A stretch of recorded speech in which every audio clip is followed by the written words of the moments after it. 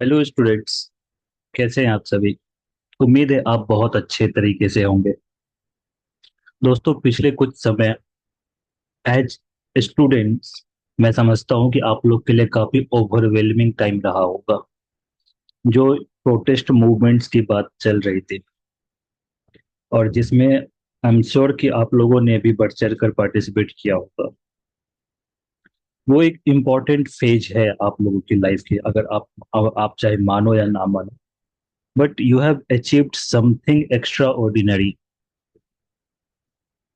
And I am sure कि आप लोगों की भी बहुत कुछ एक्सपेक्टेशंस रही होंगी, और उनमें से कितनी आप लोगों की फुलफिल हुई ये तो कह पाना मुश्किल है, क्योंकि हर इंडिविजुअल के लिए अपनी अपनी एक्सपेक्टेशंस होती है।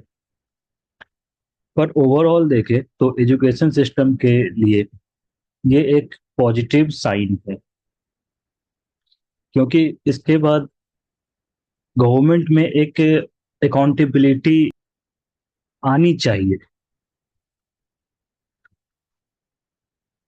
और ये जो मूवमेंट चली पिछले एक डेढ़ महीने में, अ, तो इसने काफी ज्यादा पॉलिटिसाइज भी किया है हमारे इस कुछ कॉन्सेप्ट्स को। जैसे अकाउंटेबिलिटी की बात चली और ट्रांसपेरेंसी की बात चल रही थी, और लोगों में एक तरह की पॉलिटिकल कॉन्शियसनेस भी डेवलप हुई होगी निश्चित तौर पर। इस मूवमेंट के सक्सेस पे मैंने फैसला किया था कि आप लोगों के लिए मॉडर्न इंडिया की फ्री कोर्स अवेलेबल कराऊं। ये नॉर्मल कोर्स नहीं है दोस्तों। ये कुछ वैसी कोर्स नहीं है जो आप रेगुलर यूट्यूब पे देखते हैं। आई डोंट थिंक कि यूट्यूब पे जो भी कोर्स चल रही है उसका यूपीएससी के एक्चुअल एग्जामिनेशन से कोई लेना देना है भी या नहीं, क्योंकि जो मैंने देखा, जैसे स्टडी आईक्यू की कोर्स या फिर अनअकैडमी वगैरह की जो भी मैंने देखा है अभी तक, तो वो सब मुझे एक मार्केटिंग स्ट्रेटजी ही लगी है। उनका पर्पस यही मुझे लगता है कि वो सोशल यूट्यूब के थ्रू बच्चों को, जो नए बच्चे आ रहे हैं, उनको अपने पेड कोर्स में कन्वर्ट कराना। अब वो अपनी पेड कोर्स में किस तरह की क्लास लेते हैं, किस तरह की कंटेंट देते हैं, ये तो मुझे नहीं पता, क्योंकि मैंने उनके क्लासेस देखे नहीं है। पर यूट्यूब पे जो भी क्लासेस अवेलेबल है उनके थ्रू आप यूपीएससी में कहीं भी स्टैंड नहीं कर पा रहे हैं। अगर आप उनकी क्लासेस देख रहे हैं, वो सारी क्लासेस देख करके आप ये समझ रहे हैं कि आपकी तैयारी हो रही है, तो फिर आप भ्रम में हैं। मैं ये नहीं कह रहा कि उनसे आपका कोई फायदा नहीं है, क्योंकि वैसा तो नहीं कि वो कुछ गलत पढ़ा रहे हैं। पर जो भी पढ़ा रहे हैं, जैसे मैंने देखा कि एक स्पेक्ट्रम पढ़ा रहे हैं, तो स्पेक्ट्रम क्यों पढ़ा रहे हैं? स्पेक्ट्रम तो ऑलरेडी है वहां पे, बुक है। और वैसे भी कौन सा इस फॉर्म में स्पेक्ट्रम है, तो आप उसको फिर वर्बल फॉर्म में ला रहे हैं, तो उससे क्या हो जाएगा? बच्चे तो वैसे भी पढ़ रहे हैं ना स्पेक्ट्रम।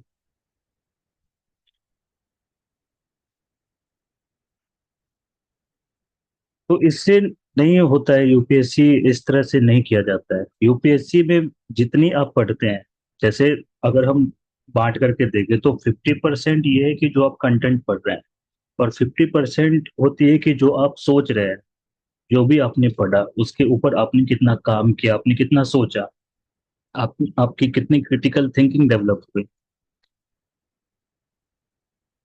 तो तैयारी वैसे होगी। यूपीएससी की डिमांड कुछ और है, और सोशल मीडिया पे, खास करके यूट्यूब वगैरह पे, तो एग्जामिनेशन की डिमांड फुलफिल नहीं हो रही है। तो अगर आप देख रहे हैं वीडियो तो बहुत अच्छी बात है, कोई इसमें दिक्कत वाली बात नहीं है कि आप कुछ सीख रहे हैं यूट्यूब से। पर जो आप उस चीज को कंप्लीट अपने आप एग्जाम रेडी समझ रहे हैं कि वो देख करके आप एग्जाम रेडी हो गए, तो फिर आप बहुत बड़ी भूल में जी रहे हैं, बहुत बड़ी भ्रम में जी रहे हैं। हालांकि ये जो वीडियो है, ये मैं ये मान के चल रहा हूँ कि आप पहली बार यूपीएससी की तैयारी करने आए हैं और आपने इससे पहले आज तक कोई भी वीडियो नहीं देखी है। मैं ये मान करके चल रहा हूँ, लेकिन फिर भी ऐसा तो नहीं है कि सिर्फ वही फर्स्ट टाइम हमारे बच्चे होंगे जो ये वीडियो देख रहे होंगे। बहुत सारे, बहुत जगह ऐसे ही हाथ पैर मारते रहते हैं, देखते रहते हैं, कंटेंट ढूंढते रहते हैं। और उनको भी समझना पड़ेगा कि जो भी कंटेंट ढूंढ रहे हैं तो आप उनसे पूछना, वो अपने आप में सोच के देखना, क्यों आपको हर जगह कंटेंट ढूंढनी पड़ रही है।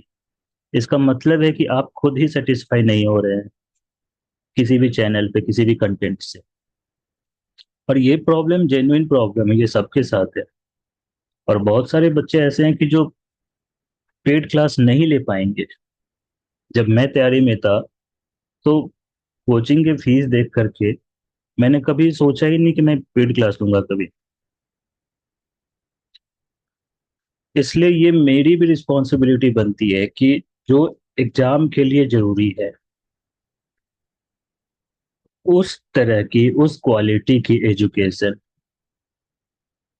जो नॉट सो प्रिविलेज्ड हैं, अंडर प्रिविलेज्ड स्टूडेंट्स हैं, और जो कुछ करना चाहते हैं, जो पढ़ना चाहते हैं, सीखना चाहते हैं, लाइफ में कुछ करना चाहते हैं, उनके लिए फ्री ऑफ कॉस्ट अवेलेबल कराई जाए। मैं इस चैनल पे कुछ सब्जेक्ट्स पढ़ाता हूँ, जैसे एंशियंट इंडिया के लिए ऑप्शनल के लिए मैंने क्लास शुरू की थी, पर वो क्लास अभी मुझे छोड़ना पड़ गया था किसी कारणवश। इकोनॉमी के लिए मैंने एक टॉपिक पढ़ाया था, बहुत इंपॉर्टेंट टॉपिक है वो, फिस्कल पॉलिसी। तो वो भी आप देख सकते हैं, आप खुद वहां पे जाकर के देख सकते हैं उसकी कंटेंट किस तरह से है।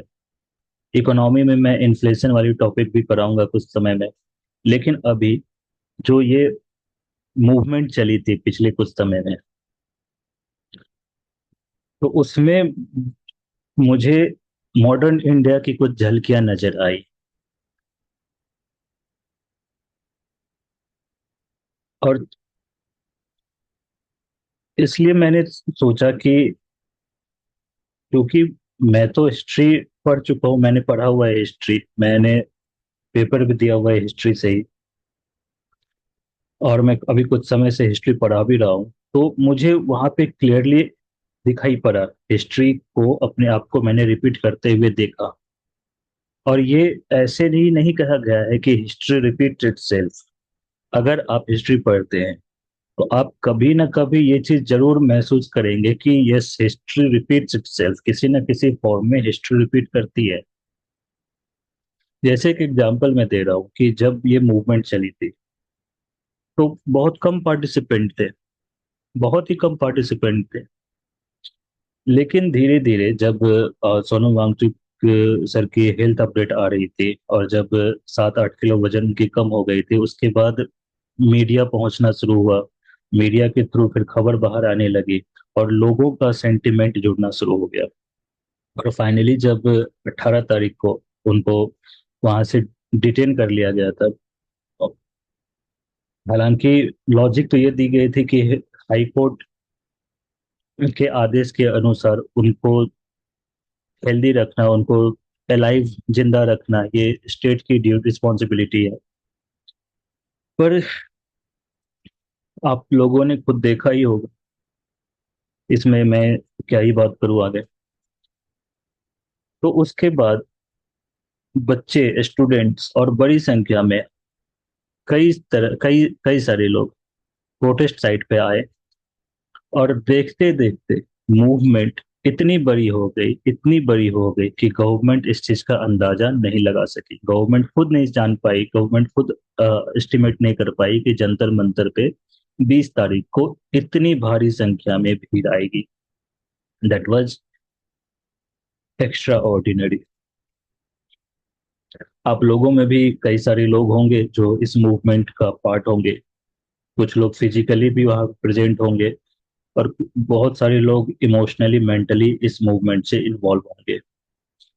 आप लोगों ने एक चीज महसूस की होगी, खास करके वो लोग जो इस मूवमेंट में फिजिकली प्रेजेंट थे, कि मूवमेंट की अपनी एनर्जी होती है।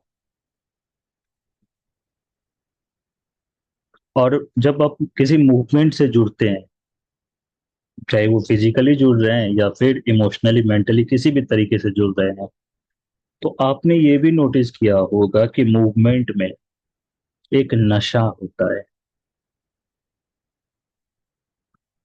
और जब मूवमेंट को विथड्रॉ किया गया, हालांकि द मूवमेंट वाज सक्सेसफुल, तो जब मूवमेंट एंड किया गया, विथड्रॉ किया गया 25 जुलाई को गवर्नमेंट के साथ मीटिंग करने के बाद, जब गवर्नमेंट ने सारी शर्तें मान ली थी सीजेपी की। तो आई एम श्योर कि आप लोग आप लोगों को 1-2 दिन तो इस चीज से उभरने में समय लग गया होगा। एटलीस्ट मेरे साथ तो यही हुआ। और जवाहरलाल नेहरू के शब्दों में अगर मैं कहूँ, जब नॉन कॉपरेशन मूवमेंट विथड्रॉ किया गया था, तो जवाहरलाल नेहरू ने अपनी एक बुक लिखी थी, माई ऑटोबायोग्राफी, जिसको बाद में टुवर्ड्स फ्रीडम के नाम से पब्लिश की गई थी। तो उसमें उन्होंने कहा था कि ऐसा लग रहा था कि जैसे हम लोग किसी नशे में थे, और जब मूवमेंट को विथड्रॉ किया गया तो ये हमारे लिए एक राष्ट्रीय आपदा की तरह था। तो कुछ वैसा ही मैं मानता हूँ, एंड आई एम श्योर कि आप लोग भी कुछ इसी तरह फील कर रहे होंगे। आप लोग भी एक नशे में महसूस, एक तरह का नशा महसूस कर रहे होंगे। और जब विथड्रॉ किया गया, हालांकि मूवमेंट तो सक्सेसफुल रही, नॉन कॉपरेशन मूवमेंट की तरह नहीं थी कि उसको प्रीमेच्योरली विथड्रॉ किया गया। मूवमेंट अपने मुकाम को हासिल कर चुकी थी, जो अभी हम हमारी मूवमेंट थी, आप सबकी मूवमेंट थी। फिर भी जब इसको विथड्रॉ किया गया, तो आई एम श्योर कि आप लोगों को कुछ समय लगा होगा इससे उभरने के लिए। पर अभी 3 दिन हो चुके हैं, आज 28 तारीख है। तो ये आपका भी अब ड्यूटी बनता है कि जिस चीज के लिए आपने मूवमेंट किया, आप उस चीज के ऊपर आप लोग काम करें। आप लोगों ने फेयर एग्जामिनेशन के लिए आवाज उठाई, तो अब जरूरी है कि अब जब गवर्नमेंट रेडी है, गवर्नमेंट ने कुछ ऐसे प्रोविजंस भी लाए हैं आज कल। हाँ, कल अमेंडमेंट एक्ट लाने लाई थी गवर्नमेंट, जिसको पास कराई गई है। स्पेशल कोर्ट्स लाए गए हैं, फास्ट ट्रैक कोर्ट्स। तो चलो आगे देखते हैं कि इसमें क्या हो सकती है। पर एक चीज तो है कि अब पब्लिक, इस मूवमेंट से पब्लिक काफी ज्यादा पॉलिटिकली कॉन्शियस हुई है। And now public can demand accountability, right. एक और बात जो मैं लेक्चर शुरू करने से पहले आपसे करना चाहता हूँ कि आप लोगों की जो ये मूवमेंट थी, जिसमें आप लोगों ने इसको लीड किया, आप लोगों ने इसको अंजाम तक पहुंचाया। और वैसे भी किसी भी मूवमेंट की जो मेन एनर्जी होती है वो यंगर जनरेशन ही होती है, वो युवा ही होते हैं, वो स्टूडेंट्स ही होते हैं। तो very very congratulations to you कि आपने इस मूवमेंट को अपना बनाया, आपने आवाज उठाया, और आपने इस मूवमेंट को अपनी एनर्जी दी।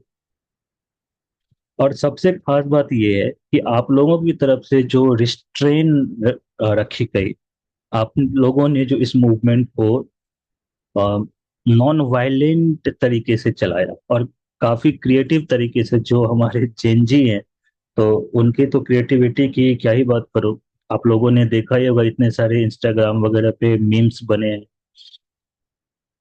तो वो भी एक तरीका है, आर्ट भी एक तरीका है अपने प्रोटेस्ट को एक्सप्रेस करने का।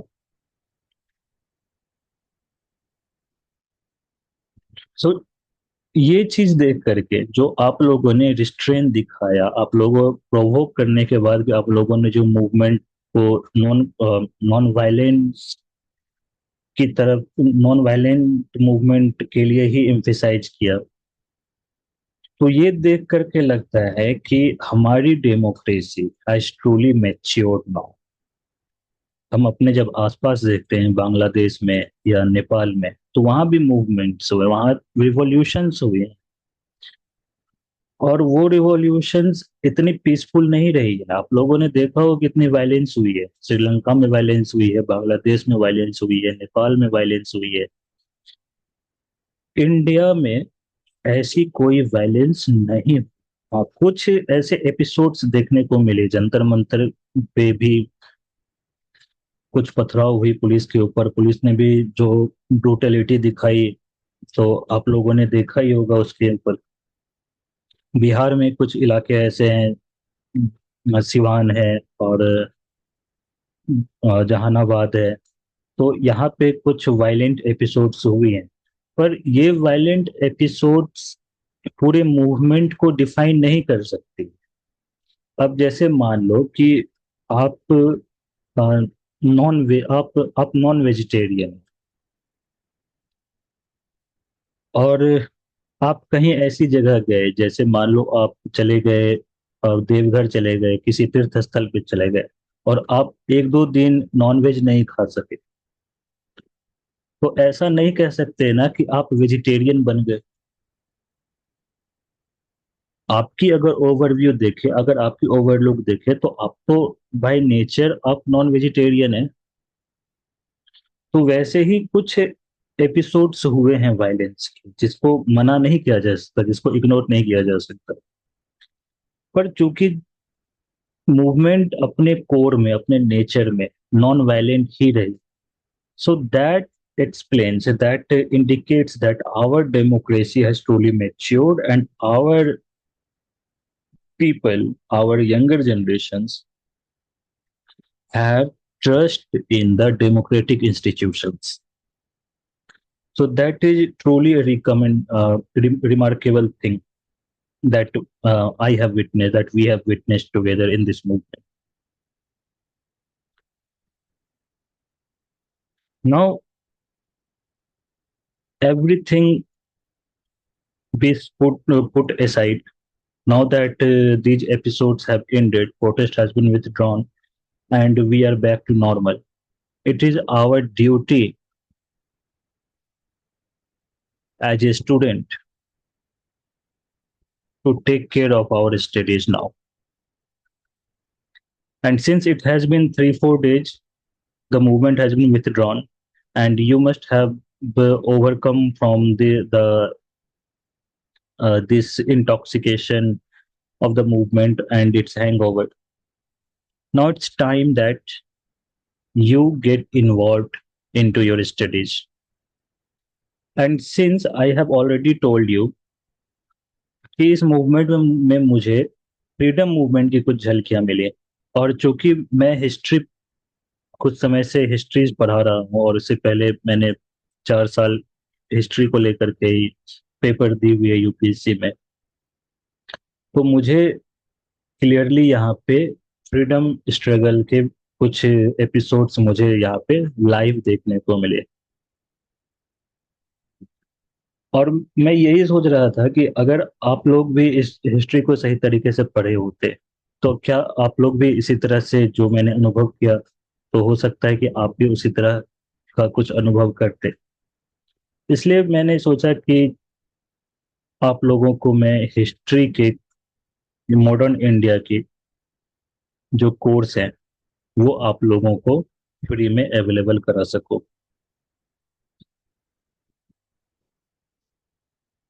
मॉडर्न इंडिया यूपीएससी एग्जाम के लिए बहुत ही इंपॉर्टेंट सेगमेंट है। विदाउट मॉडर्न इंडिया आप यूपीएससी नहीं निकाल पाएंगे। प्रीलिम्स में, चाहे हम प्रीलिम्स की बात करें या मेंस की बात करें, तो मॉडर्न इंडिया की काफी इंपॉर्टेंट रोल होती है। ना सिर्फ यूपीएससी की, किसी भी एग्जामिनेशन में, स्टेट की एग्जामिनेशन हो या कोई छोटी मोटी सबऑर्डिनेट एग्जामिनेशन ही क्यों ना हो, हिस्ट्री की अगर हम बात करते हैं तो उसमें मॉडर्न इंडिया अपने आप में एक मेजर रोल प्ले करता है। हर साल आप देखते होंगे कि प्रीलिम्स में इसके 10 12 क्वेश्चंस तो रहते हैं। मेंस में भी जो हिस्ट्री सेक्शन है जीएस 1 की, उसमें 11 क्वेश्चन टोटल होते हैं हिस्ट्री के, तो उसमें 4 5 क्वेश्चन, कम से कम 4 5 क्वेश्चन तो मॉडर्न इंडिया से होती है। यानी कि 70 60 70 नंबर के क्वेश्चंस मेंस में मॉडर्न इंडिया से होते हैं। प्रीलिम्स में भी 20 18 20 नंबर के क्वेश्चंस मॉडर्न इंडिया से होते हैं। So the point is, you cannot ignore modern India. But the problem is not the content of modern India. It is how you read the content. क्योंकि सभी पढ़ते हैं हिस्ट्री, सभी पढ़ते हैं, पर कितने लोग इसको रिटेन करते हैं, कितने लोग हिस्ट्री याद रख सकते हैं। सबसे बड़ी प्रॉब्लम तो आप लोगों के साथ यही है कि हिस्ट्री आपको याद ही नहीं होती है। इसमें हिस्ट्री की कोई दोष नहीं है, हिस्ट्री की इसमें कोई गलती नहीं है। गलती है अप्रोच की। क्योंकि जो तरीका मैंने देखा है यूट्यूब पे पढ़ते हुए पढ़ाते हुए लोगों को,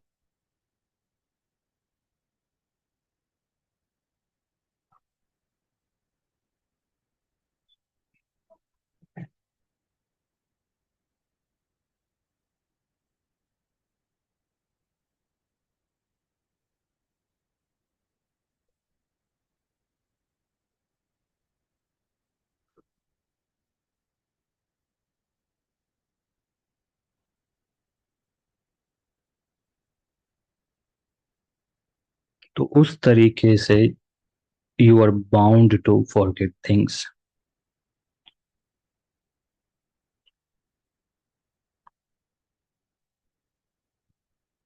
इसलिए जरूरी है कि एक सही अप्रोच होनी चाहिए हिस्ट्री को पढ़ने की, हिस्ट्री को समझने की, एक साइंटिफिक अप्रोच होनी चाहिए। और आज की वीडियो में हम उसी साइंटिफिक अप्रोच के ऊपर बात करेंगे। हिस्ट्री को कैसे पढ़ा जाए, हिस्ट्री को कैसे समझा जाए। तो चलिए आज की हम वीडियो शुरू करते हैं। लेकिन उससे पहले एक सवाल जो अक्सर बच्चे पूछते हैं कि हिस्ट्री को कैसे पढ़े, कहाँ से पढ़े, what should be our resource. तो सबसे पहले, अगर ये मान के चल रहा हूँ कि आपने इससे पहले कभी हिस्ट्री नहीं पढ़ी है,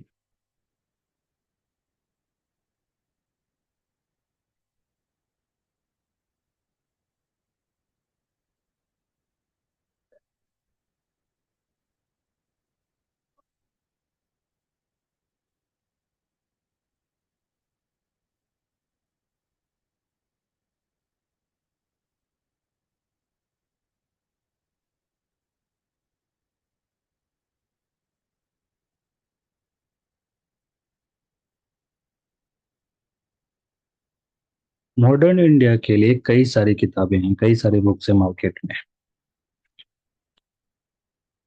और सब अपने आप में अच्छी बुक है। लेकिन अगर आप पहली बार हिस्ट्री पढ़ रहे हैं, इससे पहले आपने नहीं पढ़ा है, तो ये दो बुक हैं जिसमें से कोई एक बुक आपको पढ़ना है। दोनों एक ही है। तो ये वाली जो है, ये क्लास ट्वेल्थ की एनसीईआरटी बुक है, बिपिन चंद्रा की। क्लास ट्वेल्व की है, बिपिन चंद्रा की एनसीईआरटी बुक है। और इधर जो देख रहे हैं, ये जो बिपिन चंद्रा की हिस्ट्री ऑफ मॉडर्न इंडिया है, तो ये भी सेम बुक है, कोई इसमें ज़्यादा डिफरेंस नहीं है। बस ये पब्लिकेशन है ओरिएंट ब्लैक स्वॉर्न में। इसी को, चूंकि एनसीईआरटी अब ये पुरानी एनसीईआरटी है, तो अब इसकी पब्लिकेशन नहीं होती है। तो इसी को कंपाइल करके ओरिएंट ब्लैक स्वॉर्न पब्लिकेशन ने बिपिन चंद्रा की हिस्ट्री ऑफ मॉडर्न इंडिया के रूप में इसको कंपाइल किया हुआ है। तो आप चाहे तो ये एनसीईआरटी पहले पढ़ सकते हैं, या फिर ये वाली जो history of modern India Bipin Chandra, ये भी पढ़ सकते हैं। इन दोनों में सबसे पहले आप कोई भी बुक पढ़ लो। मैं रिकमेंड कर रहा हूँ कि चूंकि आप, मैं ये मान के चलता हूँ कि आप इस सीरीज को पूरा देखेंगे, तो इसलिए मैं आपको रिकमेंड करूंगा कि आप ये जो एनसीईआरटी है, ओल्ड एनसीईआरटी, वो पढ़े। ये एनसीईआरटी अब मार्केट में तो शायद आपको मिलेगी नहीं। ये मिलेगी अगर किसी स्टेशनरी शॉप में, किसी बुक शॉप में, तो प्रिंटेड फॉर्म में ही मिलेगी, जीरोक्स कॉपी मिलेगी इसकी। पर ये अवेलेबल ऑनलाइन भी है। और ऑनलाइन आप सर्च करेंगे तो आपको शुरू में ही कुछ लिंक मिल जाएगी जहाँ से आप पीडीएफ डाउनलोड कर सकते हैं, या फिर आप मेरे टेलीग्राम ग्रुप में ज्वाइन कर सकते हैं जहाँ पे आपको बुक्स की पीडीएफ अवेलेबल मिल जाएगी। वहाँ पे मैंने अपलोड किया हुआ है। तो ये एनसीईआरटी बुक है जो मैं रिकमेंड करूँगा। और जो कि आज तो इंट्रोडक्शन वीडियो है, आज तो स्ट्रेटजी वाली वीडियो है, इसलिए जब हमारी रेगुलर क्लास शुरू होगी, प्रोबेबली 1 अगस्त से, तब तक आपके पास 3 दिन का समय है। तो 3 दिन में आप चैप्टर 1 से लेकर के 1857 की जो चैप्टर है, रिवोल्ट ऑफ 1857, तो इसके लगभग 120 पेजेज होंगे। तो इन 120 पेजेज को मैं आपको एडवाइस करता हूँ, रिकमेंड कर रहा हूँ कि पहले आप इस चीज़ को एक बार पढ़ के, क्योंकि ये जो हमारी कोर्स है ये एनसीईआरटी के बियॉन्ड है कोर्स। इसलिए मैं चाहता हूँ कि एटलीस्ट आपको कुछ कुछ बेसिक सी बातें आपको पता हो। अभी इनिशियल फेज में जब आप एनसीईआरटी पढ़ेंगे तो अभी आपको कोई भी नोट्स नहीं बनाने हैं। आपको कोई भी नोट्स अभी नहीं बनाने हैं। आपको बस रीडिंग करनी है word by word, chapter by chapter, topic by topic. आपको कुछ याद रहे ना रहे, आप याद करने उसकी में टाइम वेस्ट मत करना। आपको बस एक रीडिंग देनी है। कुछ 120 पेजेज हैं जो 3 दिन में आपको रीडिंग देनी है। उसके बाद जब हमारी रेगुलर वीडियो शुरू हो जाएगी तो आप फिर मैं आपको बताऊंगा कि आगे आगे आपको कहाँ से, किस चैप्टर से कितनी पढ़नी है। इनिशियली आपको ये तो निश्चित रूप से आप इंश्योर करेंगे कि जब हमारी क्लास शुरू हो जाएगी रेगुलर 1 तारीख से, तब तक आप इतनी चीजें कवर कर चुके होंगे। तो इन दोनों बुक में से आप कोई भी बुक खरीद सकते हैं, डाउनलोड कर सकते हैं, जिस तरह से भी आपको सहूलियत हो। इसके अलावा जब ये हमारी रीडिंग हो जाएगी तो इसके बाद आती है एडवांस्ड बुक। तो अगर आप हिस्ट्री ऑप्शनल नहीं है आपकी, आप सिंपली जीएस के लिए पढ़ना चाहते हैं, तो बिपिन चंद्रा की ही एक और बुक है, इंडिया स्ट्रगल फॉर इंडिपेंडेंस। बहुत ही अच्छी बुक है, बहुत ही सिंपल वर्ड्स में ये बुक लिखी गई है। इस बुक को आप खरीद सकते हैं, अपने पास रख सकते हैं, और पढ़ना चाहें तो इस बुक से पढ़ सकते हैं। लेकिन अगर आपकी हिस्ट्री ऑप्शनल है और अगर आप डीपर इंसाइट चाहते हैं हिस्ट्री में, तो उसके लिए शेखर बंदोपाध्याय की है फ्रॉम प्लासी टू पार्टीशन, और सुमित सरकार की है मॉडर्न इंडिया 1885 टू 1947। इन दोनों में से कोई भी एक बुक आप ले सकते हैं। शेखर बंदोपाध्याय की जो बुक है उसमें वो खुद बताते हैं कि वो, उनकी जो कंटेंट है उनकी बुक की, वो काफी ज्यादा इंस्पायर्ड है सुमित सरकार के मॉडर्न इंडिया से। तो अगर आपके ऑप्शनल है तो आप इन दोनों में से कोई भी बुक प्रेफर कर सकते हैं।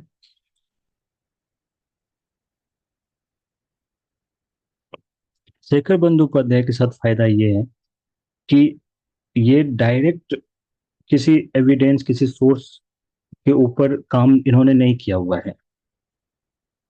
ये ऑलरेडी जो हिस्टोरियंस जिनके ऊपर, जिन्होंने सोर्सेज, जिन्होंने एविडेंसेस के ऊपर काम किया हुआ है, ये उन हिस्टोरियंस के बुक्स के ऊपर इन्होंने अपनी बुक लिखी हुई है, फ्रॉम प्लासी टू पार्टीशन। तो इस बुक को पढ़ के आपको कई तरह के इंटरप्रिटेशंस नजर आएंगे जो हिस्ट्री ऑप्शनल के लिए बेहद ही इंपॉर्टेंट है। पर आप चाहें तो मॉडर्न इंडिया की सुमित सरकार की भी बुक पढ़ सकते हैं, लेकिन इसमें दिक्कत ये है कि ये कांग्रेस के टाइम से इंडिपेंडेंस के टाइम तक, यानी कि कांग्रेस के मूवमेंट की ही इसमें बात होती है। उससे पहले के लिए अगर आपको पढ़ना है तो आप या तो बिपिन चंद्रा की इंडिया स्ट्रगल फॉर इंडिपेंडेंस ले सकते हैं, या फिर शेखर बंदोपाध्याय की फ्रॉम प्लासी टू पार्टीशन भी आप ले सकते हैं। पर अगर आपकी हिस्ट्री ऑप्शनल नहीं है, सिंपली जीएस के लिए आप पढ़ना चाहते हैं, तो मैं रिकमेंड करूंगा आपको सिंपली ये बुक पढ़नी, बिपिन चंद्रा की इंडिया स्ट्रगल फॉर इंडिपेंडेंस। आप शेखर बंदोपाध्याय या सुमित सरकार में टाइम वेस्ट मत करो। तो बस इतनी सी बुक है। हाँ, एक स्पेक्ट्रम है, तो आप स्पेक्ट्रम के लिए है कि यही है कि आप या तो बिपिन चंद्रा की बुक पढ़ो या फिर स्पेक्ट्रम पढ़ो। पर स्पेक्ट्रम, मैं मानता हूँ कि स्पेक्ट्रम एक कंसाइज बुक है, वो शॉर्ट नोट्स की तरह है। तो उससे बेहतर है कि आप इंडिया स्ट्रगल फॉर इंडिपेंडेंस पढ़ पढ़ सकते हैं। मैं स्पेक्ट्रम से कहीं बेहतर मानता हूँ इस बुक को। तो ये तो हो गई रिसोर्स की बात। अब हम बात करते हैं कि मॉडर्न इंडिया को पढ़ने का सही अप्रोच क्या होना चाहिए। तो मॉडर्न इंडिया को समझने के लिए मैंने मॉडर्न इंडिया को तीन सेक्शन में बांटा हुआ है। मॉडर्न इंडिया की हमारी तीन सेक्शन हो गई। पहली सेक्शन, जो पहली पार्ट है, उसमें हम बात करेंगे 18th सेंचुरी इंडिया की। उसमें हम क्या बात करेंगे? उसमें हम बात करेंगे 18th सेंचुरी इंडिया की। 18th सेंचुरी इंडिया में फिर हमारे दो पार्ट बनेंगे। 18th सेंचुरी इंडिया में हमारे दो पार्ट बनेंगे। एक तो 1700 से 1750 तक, और फिर दूसरी पार्ट बनेगी 1750 से 1800 तक। यानी कि first half of 18th century and second half of 18th century. और इन दोनों हाफ से, जो फर्स्ट हाफ से सेकेंड हाफ, क्या ट्रांजिशन हो रही है, क्या चेंजेस हो रहे हैं, इन चेंजेस को हम अंडरलाइन करते हुए चले जाएंगे। सेकेंड पार्ट हमारी होगी कॉलोनियलिज्म की। सेकेंड पार्ट हो जाएगी हमारी कॉलोनियलिज्म की, और जब कॉलोनियलिज्म हमारी हो जाएगी उसके बाद हम आ जाएंगे नेशनलिज्म पे, और नेशनलिज्म के साथ हम 1947 पे आकर के, हम 1947 में जब हमारी इंडिपेंडेंस हमें मिल जाएगी तो हमारी मॉडर्न इंडिया खत्म हो जाएगी। अब हम इन तीन सेक्शंस को किस तरह से पढ़ने वाले हैं, इनमें कितने टॉपिक्स बनेंगे, कितने सब सेक्शन बनेंगे, एक बार हम उनको देख लेते हैं और फिर हमें किस तरह से अप्रोच करनी है, हम उस अप्रोच को समझने की कोशिश करते हैं। तो जब हम पहली पार्ट की बात करेंगे 18th सेंचुरी इंडिया, तो 18th सेंचुरी इंडिया में मैंने आपको बताया कि इसमें दो पार्ट बनेंगे। एक हमारी फर्स्ट हाफ और सेकेंड हाफ दूसरी। तो जो फर्स्ट हाफ से सेकेंड हाफ में ट्रांजिशन हो रही है, तो हम उस ट्रांजिशन को नोटिस करेंगे। हम देखते हैं कि फर्स्ट हाफ जब 1707 में औरंगजेब की डेथ होती है, उसके बाद बहादुर शाह फर्स्ट मुगल बादशाह बनता है। उस उसकी कुछ पॉलिसीज होती हैं, उसके फेज में मुगल एम्पायर की डिक्लाइन होती है, और फिर धीरे धीरे हम मुगल एम्पायर की डिक्लाइन देखते हैं फर्स्ट हाफ तक। तो first half of 18th century में हम देखेंगे मुगल्स की डिक्लाइन। फर्स्ट हाफ में हम क्या देखेंगे? फर्स्ट हाफ में हम देखेंगे मुगल की डिक्लाइन। हालांकि डिक्लाइन ऑफ मुगल हम मिडेवल इंडिया में ही पढ़ते हैं, इसको डिटेल में मिडेवल इंडिया में ही पढ़ते हैं। पर चूंकि 18th सेंचुरी में हम ट्रांजिशन को हमें दिखाना है, तो हम इसके ऊपर पासिंग रेफरेंस देते हुए हम आगे निकल जाएंगे, क्योंकि इसको हम डिटेल में पढ़ते हैं पर मिडिवल इंडिया में ही इसको कवर कर लेते हैं। क्या कारण रहे हैं, और जो उनके ऊपर हिस्टोरियोग्राफी है, उन सबको हम मिडिवल इंडिया में कवर करते हैं। तो इसके लिए हम पासिंग रेफरेंस दे करके निकल जाएंगे डिक्लाइन ऑफ मुगल्स के ऊपर में, औरंगजेब और उसके वीक सक्सेसर्स, औरंगजेब की पॉलिसी, फिर उसके बाद जो किंग मेकर की भूमिका, फिर इकोनॉमिक और social background of Mughal empire, decline of Mughal empire, जागीरदारी जमींदारी क्राइसिस, और जो भी रीजन्स हैं मुगल एम्पायर के डिक्लाइन के, उसके ऊपर हम बात करते हुए यहाँ पे निकल जाएंगे। और उसके साथ साथ हम देखेंगे कि जब मुगल एम्पायर डिक्लाइन करेगी, तो मुगल एम्पायर के डिसइंटीग्रेशन के बाद, मुगल एम्पायर के डिक्लाइन के साथ साथ हम देखते हैं कि स्मॉलर स्टेट्स, स्मॉलर किंगडम्स की राइज होती है। जैसे हैदराबाद की, हैदराबाद हम देखेंगे, बंगाल देखेंगे, अवध देखेंगे। इसके अलावा कुछ स्टेट्स हैं जैसे राजपूत स्टेट्स हैं, तो उनको हम देखेंगे। जाट स्टेट्स हैं, बुंदेलाज स्टेट्स हैं, इन सारे स्टेट्स की राइज होगी। फिर मराठाज की राइज हम देखेंगे। तो कई सारे स्टेट्स हैं जो मुगल एम्पायर की डिक्लाइन के बाद उनकी राइज होती है। तो मुगल एम्पायर के डिक्लाइन के बाद जो स्टेट्स बनते हैं, इमर्ज इमर्ज करते हैं और ग्रो करते हैं, तो उनको चार टाइप के स्टेट्स में हम बांट करके देखते हैं। एक आती है हमारी सक्सेसर स्टेट्स, जो मुगल एम्पायर की डायरेक्ट सक्सेसर है। ये सारे स्टेट्स, ये जो सक्सेसर स्टेट्स हैं, ये मुगल एम्पायर के अंतर्गत ही रहे हैं और मुगल एम्पायर के बाद ये एग्जिस्टेंस में आए हैं। उसके अलावा रिबेल स्टेट्स हैं, यानी कि आप नाम से भी देख सकते हैं कि वैसे स्टेट्स जो पहले मुगल के अधीन थे, लेकिन वो बाद में जब मुगल कमजोर पड़े तो इन्होंने रिबेल करके वो स्टेट्स को ऑटोनॉमस बना लिया। फिर ऑलरेडी जो मुगल एम्पायर के अंडर इंडिपेंडेंट ऑटोनोमस स्टेट्स हुआ करते थे, जैसे यहाँ पे आप राजपूताना देखेंगे, राजपूत स्टेट्स देखेंगे, तो ये सारे फिर एग्जिस्टेंस में आएंगे, इनकी ग्रोथ होगी। और इसके अलावा कुछ अदर स्टेट्स हैं जैसे जाट, बुंदेलाज, ये सभी बाद के स्टेट्स हैं, छोटे स्टेट्स हैं जो एग्जिस्टेंस में आते हैं मुगल एम्पायर के डिक्लाइन के बाद। तो ये फर्स्ट हाफ की बात होगी। अब सेकेंड हाफ में आओ, तो सेकेंड हाफ में हम यूरोपियन कंपनीज के आगमन और यूरोपियन कंपनीज के एक्सपेंशन के ऊपर बात करेंगे। और यूरोपियन कंपनीज में जो कंपटीशन होती है, वार्स होती हैं, तो हम उनके ऊपर बात करेंगे। इसमें मेनली हम दो वार्स के ऊपर बात करेंगे। एक तो हमारी कार्नेटिक वार हो जाएगी, कार्नेटिक वार, और दूसरी हमारी आ जाएगी battle of Plassey, battle of Plassey and battle of Buxar. Plassey और बक्सर की लड़ाई हम यहाँ पे कवर करेंगे। ये है हमारी फर्स्ट सेकेंड हाफ। हालांकि सेकेंड हाफ में और भी लड़ाइयाँ होती हैं, जैसे Maratha, first and second Maratha war, चारों मैसूर वार आपको यही देखने को मिल जाएगी फर्स्ट और सेकेंड हाफ में। सेकेंड हाफ में मेजरली आपको मैसूर के साथ भी आपको वार देखने को मिल जाएगी।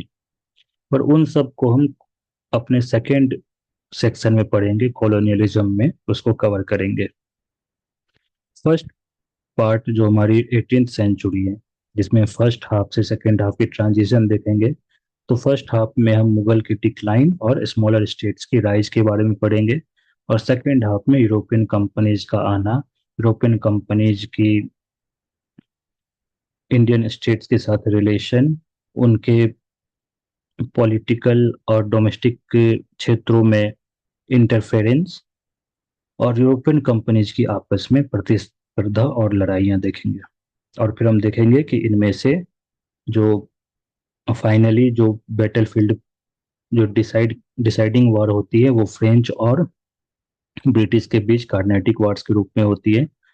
और फाइनली बंगाल को जब ब्रिटिश टेक ओवर करेगी, कंट्रोल करेगी, बैटल ऑफ प्लासी और बैटल ऑफ बक्सर के साथ।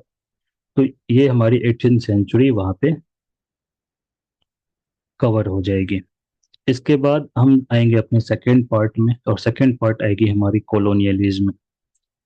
अब कॉलोनियलिज्म को पढ़ने के लिए, हालांकि इसके ऊपर हम डिटेल में बात करेंगे जब हमारी रेगुलर क्लास होगी, पर कॉलोनियलिज्म आपको समझना क्या है कि कॉलोनियलिज्म एक ऐसी कॉन्सेप्ट है, एक इकोनॉमिक रिलेशन है जो कैपिटलिज्म के साथ आती है। जब वेस्टर्न वर्ल्ड में कैपिटलिज्म की कॉन्सेप्ट आई, तो उसी के साथ कॉलोनियलिज्म भी आई। अब कॉलोनियलिज्म एक इकोनॉमिक रिलेशन है जिसमें दो एंटिटीज होती हैं। रिलेशन है तो कम से कम दो लोग चाहिए, दो एंटिटी चाहिए। तो इसमें एक एंटिटी होगी मेट्रोपोलिस, मेट्रोपोलिस, और दूसरी होती है कॉलोनी। तो जब इंडियन कॉलोनियलिज्म की बात करेंगे तो उस इंडियन कॉलोनियलिज्म में मेट्रोपोलिस हो जाएगी कौन सी कंट्री? ब्रिटेन। जिसने कॉलोनी बनाया और जिसको कॉलोनी बनाया वो हो जाएगी कॉलोनी। तो इंडिया है कॉलोनी और ब्रिटेन है मेट्रोपोलिस। मेट्रोपोलिस को हम कभी कभी मदर कंट्री भी कह सकते हैं, तो दोनों ही एक ही बात है। तो कॉलोनियलिज्म में इंडिया कॉलोनी है किसकी? ब्रिटेन की। और कॉलोनियलिज्म एक इकोनॉमिक रिलेशन है, एक प्राइमरीली फंडामेंटली एक इकोनॉमिक रिलेशन है, जो ये मान के चलती है कि कॉलोनीज के इंटरेस्ट इंडिपेंडेंट नहीं है, बल्कि कॉलोनीज के इंटरेस्ट मेट्रोपोलिस के इंटरेस्ट के अधीन है। Colonies interests are under the interests of metropolis और mother countries. And economic relation, ये इस तरह की इकोनॉमिक रिलेशन है, ये है एक्सप्लॉयटेटिव इकोनॉमिक रिलेशन, जिसमें कॉलोनीज को एक्सप्लॉइट किया जाता है मदर कंट्रीज को एनरिच करने के लिए। तो colonialism as a concept came along with capitalism. तो जब ब्रिटेन में जो कैपिटलिज्म होगी, वही इंडिया में कॉलोनियलिज्म होगी। इस कॉलोनियलिज्म को हम तीन फेज में समझेंगे, क्योंकि जैसे जैसे ब्रिटेन में कैपिटलिज्म के कॉन्सेप्ट में इवोल्यूशन आएगी, वैसे वैसे इंडिया में कॉलोनियलिज्म में भी इवोल्यूशन आएगी। तो जब कैपिटलिज्म आई, तो वो अर्ली फेज थी कैपिटलिज्म की, और वो अर्ली फेज कहलाई मर्केंटाइल कैपिटलिज्म और कॉमर्शियल कैपिटलिज्म। वही चीज इंडिया के केस में कहलाएगी मर्केंटाइल कॉलोनियलिज्म और कॉमर्शियल कॉलोनियलिज्म। अब इस फेज में जो ब्रिटिश है यहाँ पे इंडिया में, वो कौन है? ईस्ट इंडिया कंपनी है। वो क्या है? वो एक ट्रेडिंग कंपनी है, ज्वाइंट स्टॉक एक्सचेंज कंपनी है। उनका मेन ऑब्जेक्टिव क्या होगा? उनका मेन ऑब्जेक्टिव होगा ज्यादा से ज्यादा रेवेन्यू वो कलेक्ट करना, ज्यादा से ज्यादा प्रॉफिट वो कमाना। तो वो उनका मेन ऑब्जेक्टिव है मैक्सिमाइज प्रॉफिट। अब मैक्सिमाइज प्रॉफिट वो कैसे करेंगे? वो ट्रेड के थ्रू कर रहे हैं। तो उनका मेन फोकस है ट्रेड। मेन फोकस ट्रेड है, तो वो इंडिया में ज्यादा कोशिश करेंगे कि उनको ट्रेड बेनिफिट मिले, और जो अननेसेसरी वॉर्स, एक्सपेंशन और एडमिनिस्ट्रेटिव खर्च हैं, उनसे वो बचना चाहेंगे, क्योंकि उनको अपने शेयर होल्डर्स को प्रॉफिट देना है। और जो रेवेन्यू इंडिया से कलेक्ट करेंगे, उनका एक पोर्शन उसको फिर से ट्रेड में लगाना है।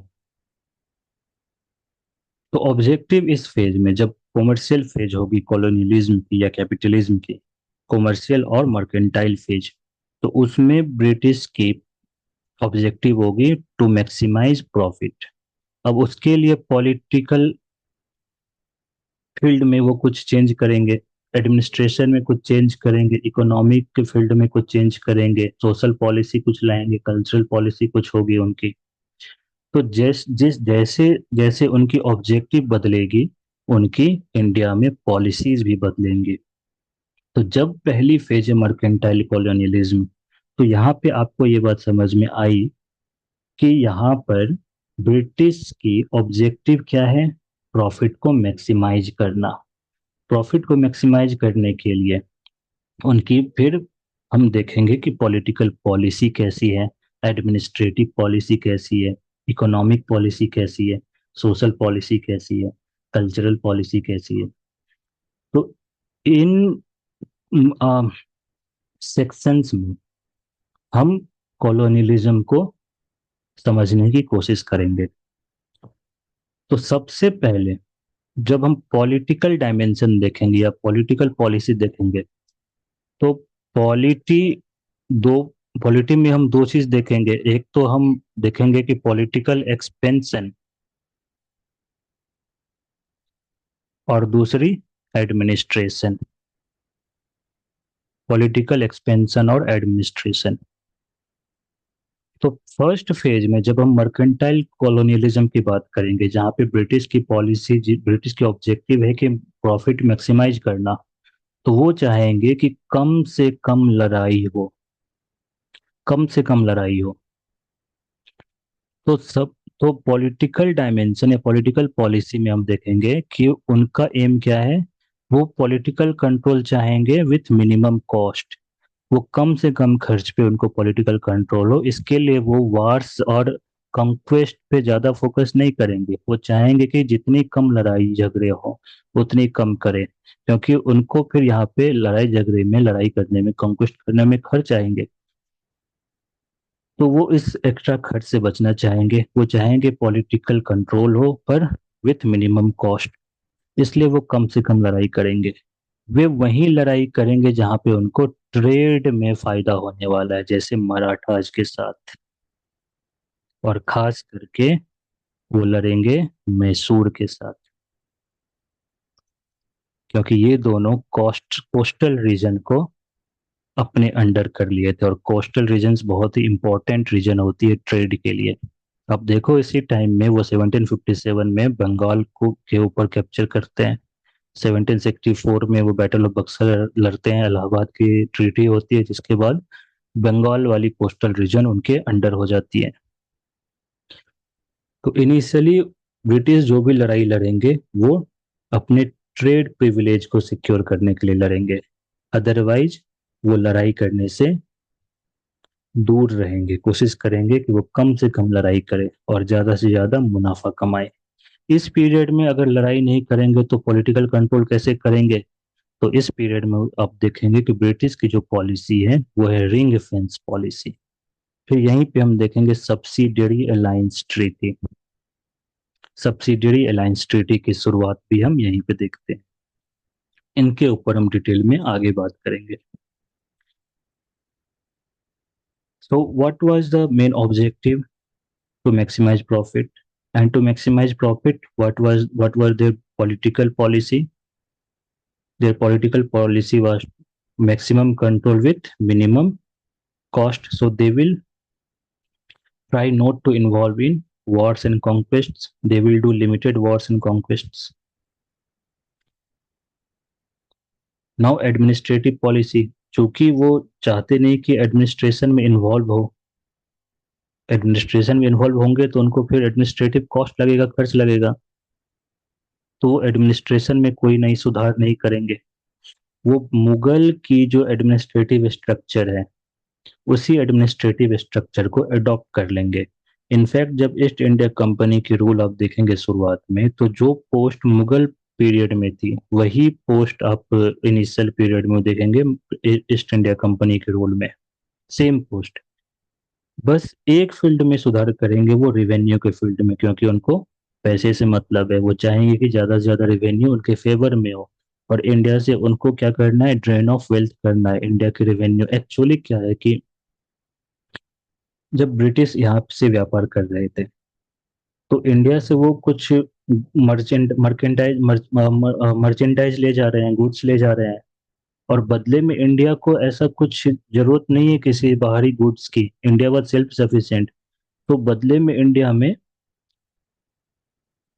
गोल्ड और सिल्वर वो डंप कर रहे हैं, इंडिया में गोल्ड और सिल्वर ला रहे हैं। पर गोल्ड और सिल्वर के लिए ब्रिटेन में काफी ज्यादा प्रॉब्लम होने लगती है, जिसके लिए फिर बाद में उनको रिवेन्यू के लिए दिक्कत आने लगती है। कंपनी को ट्रेड करने में रिवेन्यू चेक की जरूरत होती है, और वो रिवेन्यू कहाँ से लाएंगे? तो गोल्ड और सिल्वर देने में, वहां से ट्रांसफर करने में थोड़ी दिक्कत आने लगी थी। इसलिए ब्रिटिश ने कोशिश की कि इंडिया में टेरिटोरियल एक्सपेंशन हो, टेरिटोरियल कंट्रोल हो, और उनको ट्रेड करने के लिए जो फाइनेंस की जरूरत है वो कोशिश करेंगे कि इंडिया से ही उनको मिले। इसलिए वो बंगाल में कंट्रोल करेंगे, इसलिए वो कार्नेटिक रीजन को कंट्रोल करेंगे। और धीरे धीरे जब उनको मौका मिलता जाएगा, अपॉर्चुनिटी मिलता जाएगा, वो धीरे धीरे ट्रेडिंग कंपनी से टेरिटोरियल कंट्रोल करना शुरू कर देंगे। तो इनिशियली वो एडमिनिस्ट्रेशन में कोई चेंज नहीं करेंगे, बस रिवेन्यू एडमिनिस्ट्रेशन में चेंज करेंगे। और चूंकि रिवेन्यू और जुडिशियरी इंडिया में आपस में जुड़े हुए थे, तो इसलिए वो जुडिशियल एडमिनिस्ट्रेशन को भी चेंज करेंगे। खास करके सिविल जुडिशियरी को वो चेंज करेंगे। दीवानी अदालत वगैरह, कोर्ट की हायरार्की वगैरह हम देखेंगे इस पीरियड में ब्रिटिश एडमिनिस्ट्रेशन में मामले में चेंज कर रही है। अदरवाइज वो एडमिनिस्ट्रेशन में हाथ नहीं लगाएंगे। फिर हम इकोनॉमिक पॉलिसी देखेंगे तो यहाँ पे हम देखेंगे ड्रेन ऑफ वेल्थ, क्योंकि वो चाहेंगे कि मैक्सिमम वेल्थ इंडिया से ले जाए। एक्सपोर्ट ऑफ रॉ मटेरियल्स ये जो देख रहे हैं इसको आप यहाँ से ओमिट कर देना, क्योंकि अभी जो इस फेज में इंडिया से वो फिनिश्ड गुड्स को ले जा रहे हैं बाहर और दुनिया भर के बाजारों में बेच रहे हैं। अभी इंडिया से रॉ मटेरियल्स वो नहीं ले जा रहे हैं। तो मेनली अभी उनका क्या है, एक्सट्रैक्शन ऑफ लैंड रेवेन्यू, और दूसरा ड्रेन ऑफ वेल्थ, इंडिया से वेल्थ को बाहर ले जाना। ये जो ड्रेन ऑफ वेल्थ है, ये जो ड्रेन ऑफ वेल्थ है ना, ये पूरे ब्रिटिश पीरियड तक ही चलेगी। बस इसकी फॉर्म बदलती चली जाएगी।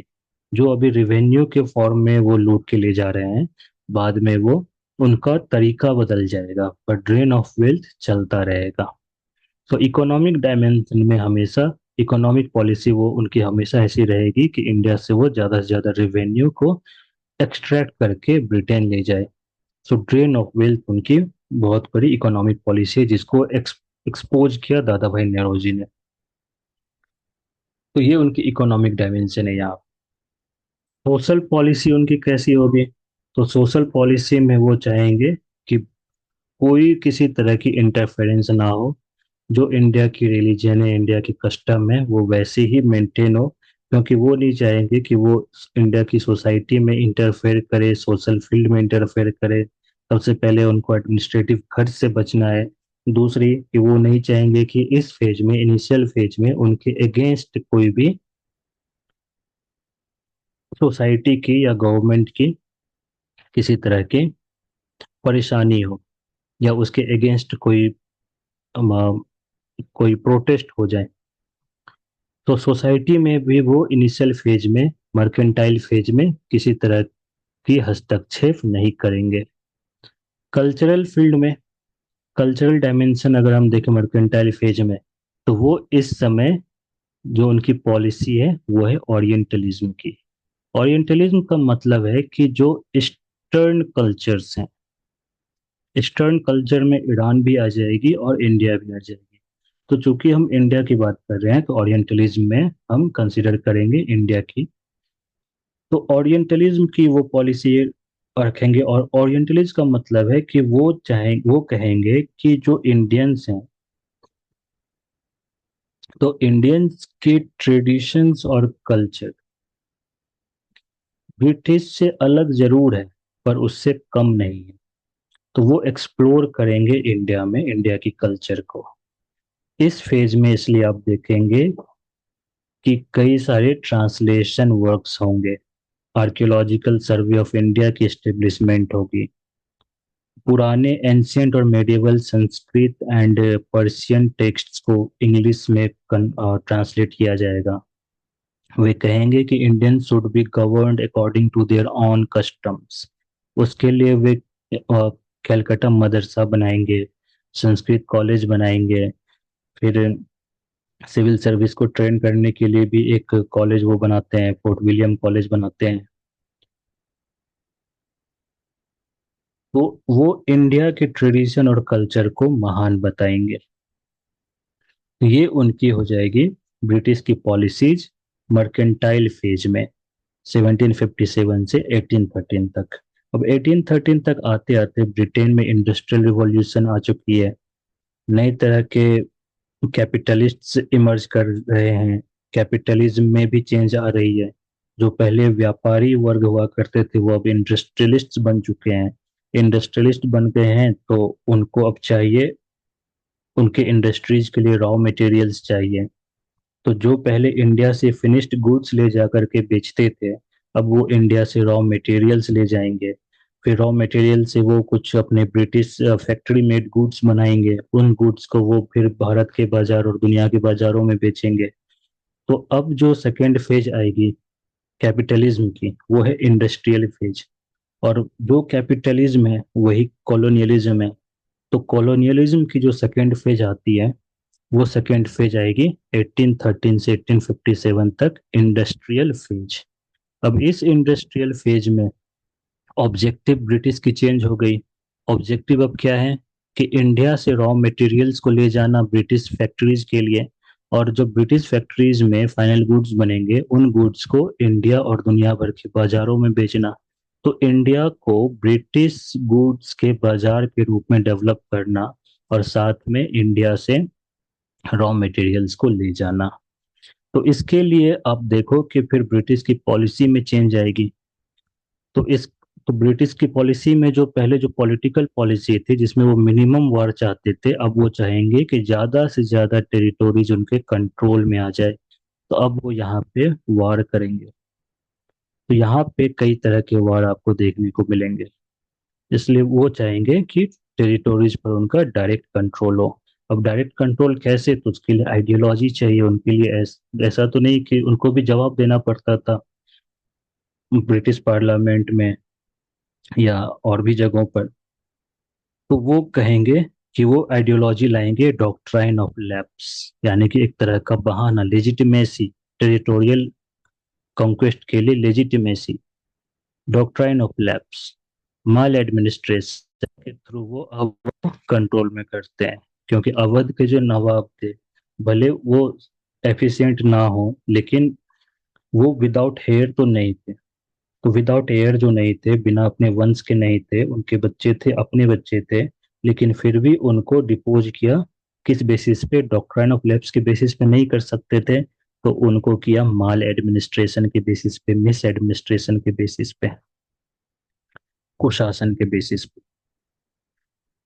तो पॉलिटिकल पॉलिसी हम देखेंगे कि जो पहले मिनिमम वार करती थी, चाहती थी, अब वो डायरेक्ट वॉरफेयर चाह रही है, डायरेक्ट वॉर एंड कॉन्क्वेस्ट कर रही है, बहाना ढूंढ रही है लड़ाई करने की, टेरिटोरी को कॉन्क्वेस्ट करने की। सब्सिडरी अलायंस यहाँ पे मेच्योर हो जाएगी। एडमिनिस्ट्रेशन के फील्ड में वो रिफॉर्म्स करेंगे, जुडिशियल रिफॉर्म्स और रेवेन्यू रिफॉर्म्स। इसके अलावा वो सिविल सर्विसेज वगैरह रिफॉर्म करते हैं। इकोनॉमिक फील्ड में हम देखेंगे कि यहाँ पे ग्रामीण क्षेत्रों में मोनेटाइजेशन होती है, मनी का यहाँ पे प्रचार प्रसार होने लगता है, जिसकी वजह से एग्रीकल्चरल लैंड को वो सेल करने लायक बना देती है, जिसकी वजह से एग्रीकल्चर में इनडेप्टेडनेस आ जाती है, यानी कि ग्रामीण, इसको कहते हैं ग्रामीण ऋणग्रस्तता, यानी कि गांव में भी लोग ऋण लेने लगे। अब ऋण लेने से क्या होगा, ये गांव की जो जमीन है वो उन लोगों के पास चली गई जिनका एग्रीकल्चर से कोई लेना देना नहीं है, जैसे मनी लैंडर्स वगैरह हैं। तो मनी लैंडर्स के पास गांव की जमीन चली गई। फिर यहाँ पे इंडस्ट्रीज की सिस्टमैटिक डिक्लाइन देखने को मिलती है। जो इंडियन इंडस्ट्रीज है उनकी डिक्लाइन मिलेगी, क्योंकि इनका कंपटीशन अब किससे हो रहा है? इनका कंपटीशन हो रहा है ब्रिटिश फैक्ट्रीज, ब्रिटिश इंडस्ट्रीज में जो गुड्स बन रहे हैं उनसे कंपटीशन हो रहा है। और ब्रिटिश इंडस्ट्रीज में गुड्स बनेगी मास स्केल पे, मास स्केल पे बनेगी तो उनको कॉस्ट ऑफ प्रोडक्शन भी कम लगेगा। और ब्रिटिश की पॉलिसी इस तरह से है इंडिया में कि वो इंपोर्ट को, यानी कि जो इंडिया में इंपोर्ट हो रही है उसको सस्ता करेगी, और इंडिया से जो एक्सपोर्ट हो रही है उसको महंगा करेगी। तो कई तरह के टैक्स और नॉन टैक्स मैकेनिज्म यूज करके इंडिया के ट्रेडिशनल इंडस्ट्रीज को, आर्टिसंस को वो डिक्लाइन करेंगे, और काफी ज्यादा बेरोजगारी बढ़ेगी, जिससे एग्रीकल्चर की तरफ वो शिफ्ट हो जाएंगे, और एग्रीकल्चर में जरूरत से ज्यादा लोग आ जाएंगे। फिर आगे चल करके हम देखेंगे कि माइंस वगैरह की घटना आम हो जाती है। तो इकोनॉमिक पॉलिसी उनकी होगी, जिसका इम्पैक्ट हम फिर यहाँ पे देखेंगे। सोशल फील्ड में हम देखेंगे कि अब चूंकि एक नई तरह की आइडियोलॉजी, जो पहले ओरिएंटलिज्म थी जहाँ पे इंडियन ट्रेडिशन और कस्टम को महान बता रहे हैं, तो अब कहेंगे कि इंडियन ट्रेडिशन और कल्चर वो महान नहीं है, जब बल्कि वो पतनशील है, डिक्लाइनिंग है। और एक नई तरह की आइडियोलॉजी वो लाएंगे, यूटिलिटेरियनिज्म, जिसको हिंदी में कहते हैं उपयोगितावाद, और लिबरलिज्म।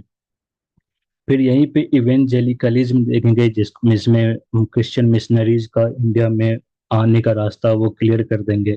एंग्लिसिज्म, यानी कि इंग्लिश लैंग्वेज और ब्रिटिश इंस्टीट्यूशंस को इंडिया में इंट्रोड्यूस करेंगे। और सोसाइटी में वो इंडिया में रिफॉर्म्स लाएंगे थ्रू लेजिस्लेशन। तो जो पहले उनकी पॉलिसी थी नॉन इंटरफेरेंस की, अब वो इंडिया में सोशल रिफॉर्म्स करेंगे, सती सिस्टम को एबोलिश करने के लिए, विडो रीमैरिज के लिए, ये सभी रिफॉर्म्स वो इंडिया में अब शुरू करेंगे। तो इस तरह से इंडस्ट्रियल फेज में ऑब्जेक्टिव के अकॉर्डिंग ऑब्जेक्टिव चेंज हुई, तो ब्रिटिश की पॉलिसी चेंज हुई। नेक्स्ट जो फाइनल फेज है कॉलोनियलिज्म की, जो 1857 के रिवॉल्ट के बाद आएगी, वो है फाइनेंशियल फेज। अब इस फेज में ब्रिटिश की ऑब्जेक्टिव है, ट्रेन ऑफ वेल्थ तो रहेगी वैसे हर फेज में रहेगी, बस उसकी फॉर्म चेंज हो जाएगी। अब इस फेज में ब्रिटिश क्या करेंगे, ब्रिटिश कैपिटल इन्वेस्ट करेंगे इंडिया में, और उस कैपिटल की जो प्रॉफिट होगी वो प्रॉफिट यहाँ से ले जाएंगे ब्रिटेन। तो ट्रेन ऑफ वेल्थ अभी भी हो रही है, बस उसकी फॉर्म चेंज हो रही है। तो अब उसके लिए ब्रिटिश की पॉलिसी में चेंज क्या होगी, तो सबसे पहले देखो पॉलिटिकल पॉलिसी। तो अभी 1857 की रिवॉल्ट हुई थी, और उस रिवॉल्ट में एक कारण ये भी था कि वो टेरिटोरियल कॉन्क्वेस्ट कर रही है। तो अब 1857 की रिवॉल्ट के बाद डायरेक्ट कॉन्क्वेस्ट की पॉलिसी को छोड़कर वो इनडायरेक्ट कॉन्क्वेस्ट की पॉलिसी अपनाएंगे। एक टर्म हम यूज करते हैं, आज भी हम जियो पॉलिटिक्स में यूज करते हैं, स्फेयर ऑफ इन्फ्लुएंस। तो वही स्फेयर ऑफ इन्फ्लुएंस ब्रिटिश भी यूज करेंगे। जो यहाँ पे प्रिंसेज हैं, प्रिंसली स्टेट्स हैं, उनको ब्रिटिश अपने अंडर, अपने इन्फ्लुएंस में रखने की कोशिश करेंगे। तो पॉलिटिकल पॉलिसी में वो डायरेक्ट एक्सपेंशन को छोड़ करके इनडायरेक्ट कंट्रोल करना शुरू करेंगे। एडमिनिस्ट्रेशन में, क्योंकि अभी 1857 की रिवोल्ट हुई है, तो अब वो कोशिश करेंगे कि इस तरह की रिवोल्ट दोबारा ना हो। तो वो अपने प्रशासन को, अपने मिलिट्री को, अपने पुलिस में, अपने सिविल सर्विस सिस्टम में, इन सब में वो रिफॉर्म्स करेंगे, ताकि इस तरह की जो रिवोल्ट हुई है, इस तरह की घटना की पुनरावृत्ति दोबारा ना हो। तो वो पुलिस रिफॉर्म्स करेंगे, मिलिट्री रिफॉर्म्स करेंगे, सिविल सर्विस सिस्टम में रिफॉर्म्स करेंगे। वो ये भी कोशिश करेंगे कि कुछ सेक्शन ऑफ इंडियंस को गवर्नेंस में यूज कर लें, ताकि उनको इंडियंस का भी सहयोग मिले। तो वो कुछ पीस मिल रिफॉर्म्स करेंगे। 1861 में इंडियन काउंसिल्स एक्ट देखेंगे, 1892 की एक्ट देखेंगे, जहाँ पे वो नाम मात्र की एक प्रोसेस ऑफ इलेक्शन वो इंट्रोड्यूस करेंगे। हालांकि 1892 में इलेक्शन वर्ड का जिक्र नहीं है, लेकिन फिर भी इनडायरेक्ट इलेक्शन की प्रोविजन वो शुरू करते हैं।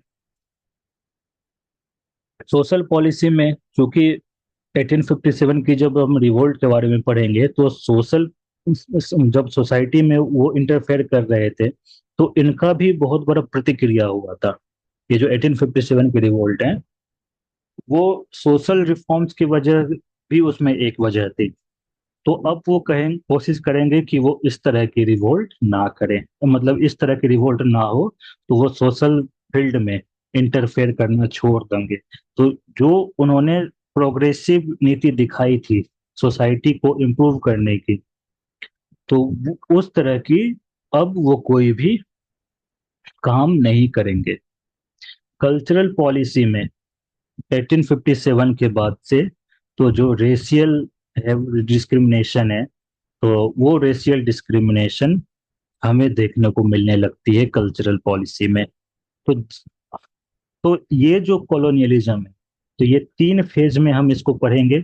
मर्केंटाइल फेज में, हम देखेंगे कि जो ब्रिटिश आए थे, और जो फाइनेंशियल फेज में 1947 में जो ब्रिटिश जा रहे हैं, वो सेम ब्रिटिश नहीं है।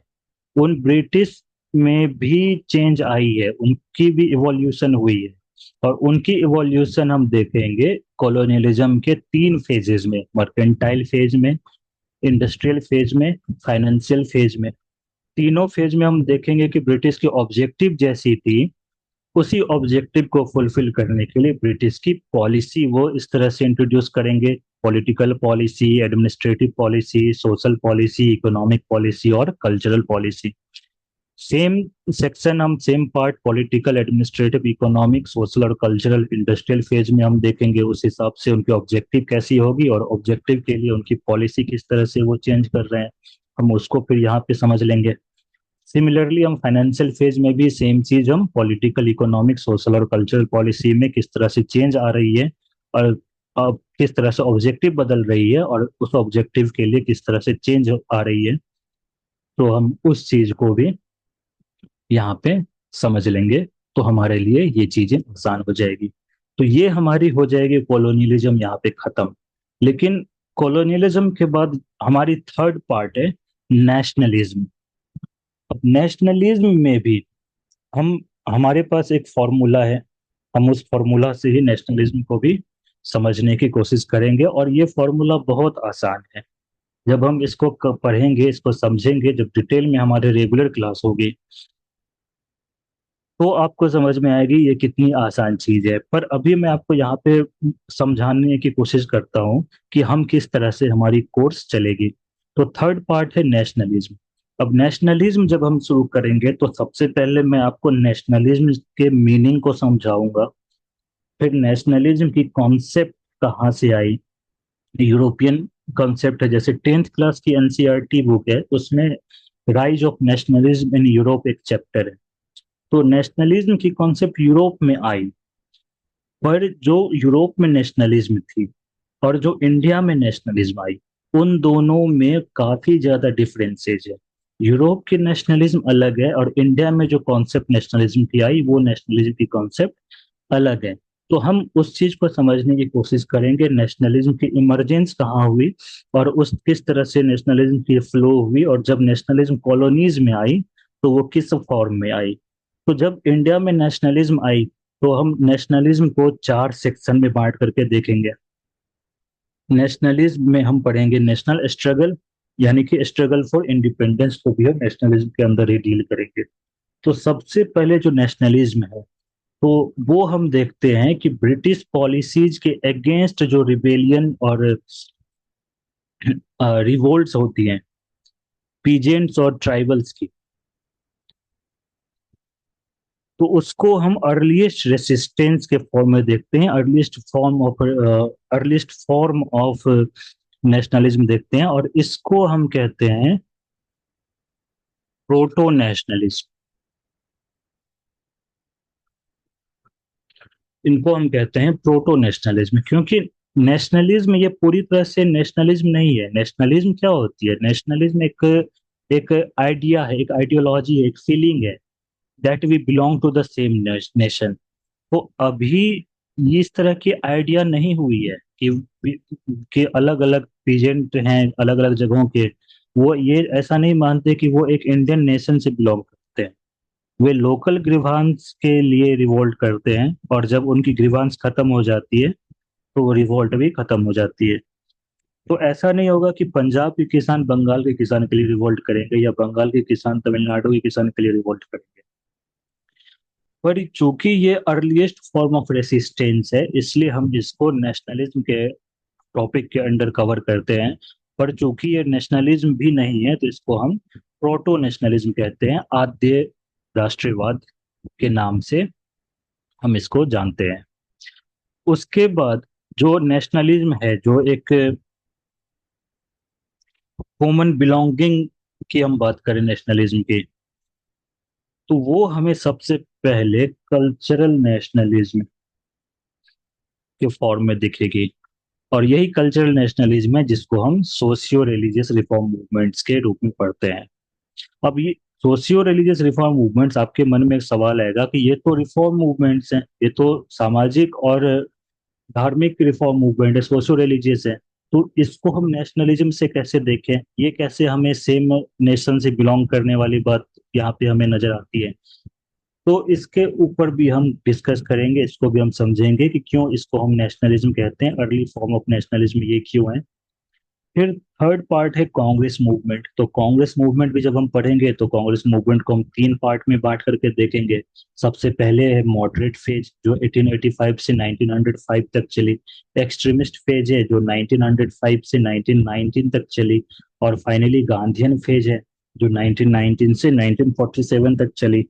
अब ये जो तीन फेज हैं, तो इसमें हम देखो कि जो इंडियन नेशनल कांग्रेस है, तो इनकी भी एक मूवमेंट है इंडियन नेशनल कांग्रेस की। जो इनकी मॉडरेट फेज है 1885 से 1905, इसमें इंडियन नेशनल कांग्रेस और इंडियन नेशनल मूवमेंट, इन दोनों के बीच गैप है। गैप क्यों है? क्योंकि जो आइडिया है नेशनलिज्म की, या जो रिफॉर्म्स की ये बात कर रहे हैं, तो वो एडमिनिस्ट्रेटिव रिफॉर्म्स की बात कर रहे हैं, वो लेजिस्लेशन की रिफॉर्म्स की बात कर रहे हैं। और जो ये बात कर रहे हैं वो कौन है, वो कौन से लोग हैं? वो हैं जो न्यूली एजुकेटेड मिडिल क्लास हैं, और उनकी पॉपुलेशन बहुत कम है। इंडिया की पॉपुलेशन की वो बहुत ही कम जनसंख्या है उनकी, जो जिनके बीच विचारों का आदान प्रदान हो रहा है। तो the earliest Congress leadership represented very few individuals, जिसको डफरिन भी कहते हैं कि कांग्रेस रिप्रेजेंट्स माइक्रोस्कोपिक माइनॉरिटी।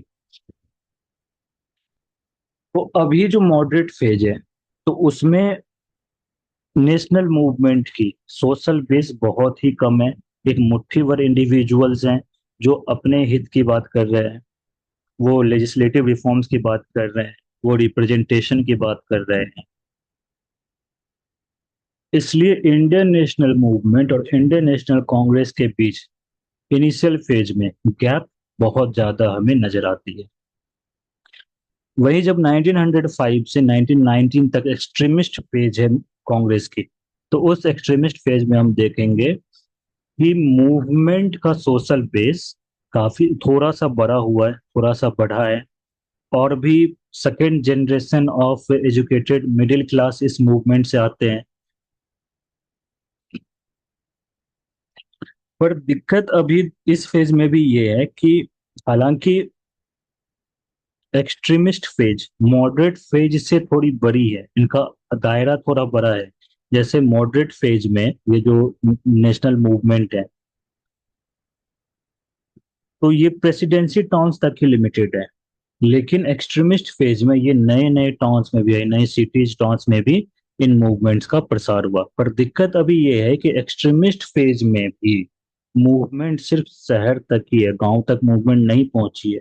और जिस कंट्री में 90% लोग गांव में रहते हैं, तो उस पीरियड में अगर मूवमेंट शहरों तक ही है, तो इसका मतलब है कि मूवमेंट का सामाजिक आधार बहुत ही कम है। हाँ, कुछ रीजन्स में जैसे महाराष्ट्र में बाल गंगाधर तिलक की जो अपील है और उनकी पॉपुलैरिटी है वो गांव तक भी रही, लेकिन बाकी क्षेत्रों में, पंजाब में, बंगाल में, गांव इससे अलग ही रही। तीसरी फेज है गांधीयन फेज, जहां पे मूवमेंट इंडियन नेशनल कांग्रेस की मूवमेंट मास मूवमेंट में कन्वर्ट हो जाती है। और जो नेशनल मूवमेंट के साथ गैप थी इंडियन नेशनल कांग्रेस की, वो गैप बहुत कम हो जाती है। लेकिन अभी भी Indian national Congress Indian national movement की ट्रू रिप्रेजेंटेटिव नहीं बन सकी है, क्योंकि अभी भी कई ऐसे मूवमेंट्स हैं जो कांग्रेस की परिधि से बाहर चल रहे हैं। तो यहाँ पे हम देखेंगे कि दलित क्लास मूवमेंट, जिसमें पेरियार, भीमराव अंबेडकर, एमसी राजा, ये सभी नेता आते हैं और दलित को मोबिलाइज करते हैं, जिससे नेशनल मूवमेंट का दायरा थोड़ा और बड़ा होता है, सामाजिक आधार और बड़ा होता है। फिर वुमेन पार्टिसिपेशन देखते हैं, वुमेन ऑर्गेनाइजेशन, वुमेन मूवमेंट देखते हैं, तो नेशनल मूवमेंट के साथ वुमेन का भी जुड़ाव होता है।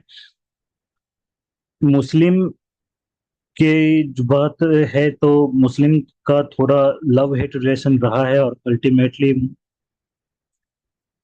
मुस्लिम लीग जब मुस्लिम के सोल रिप्रेजेंटेटिव बन गए। हालांकि कांग्रेस शुरू से ये मेंटेन करती रही कि Congress represented all sections of society.